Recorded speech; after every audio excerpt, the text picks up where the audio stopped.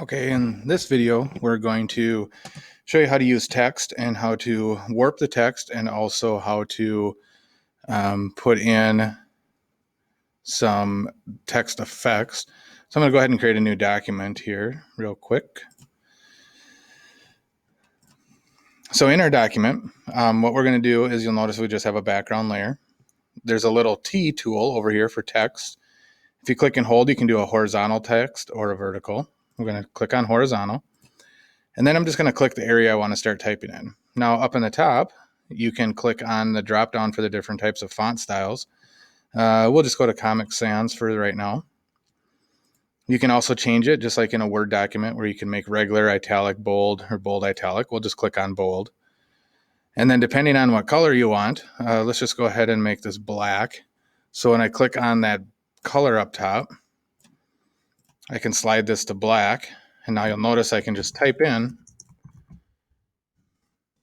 my lettering. Now, if I spelled something wrong, I can just go back in and click and just retype it in. Once I get it all set, I can just hit my check mark.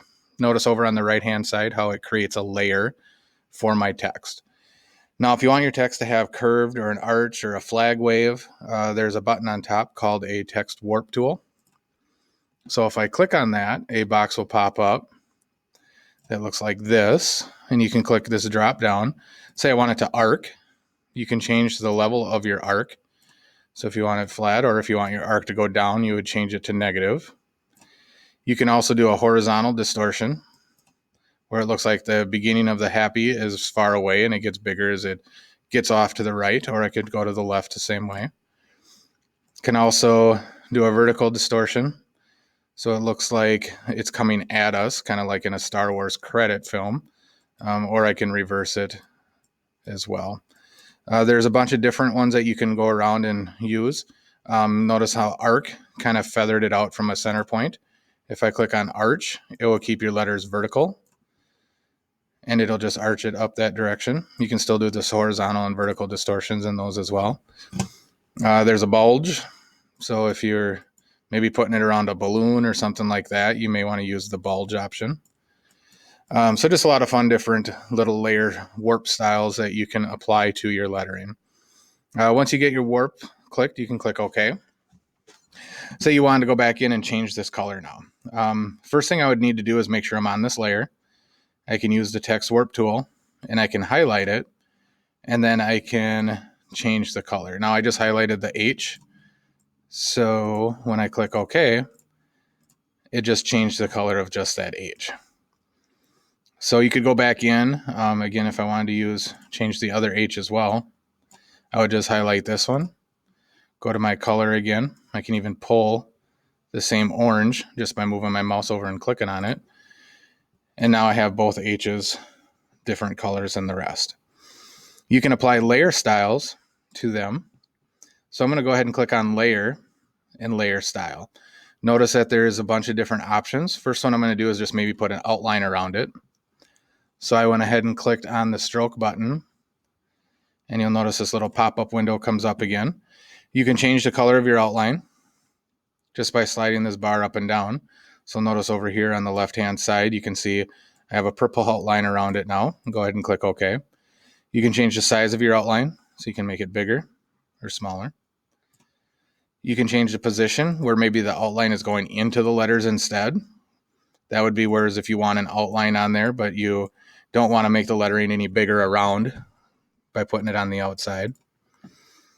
You can change the opacity so that way your outline is kind of see-through. Other things that you can apply to the image is if you go to Bevel and Emboss. Bevel and Emboss, what that'll do is that'll make the lettering look like it's 3D. I'm just going to click off this real quick. I'm going to zoom into the area just so you can kind of see what that is doing to the lettering.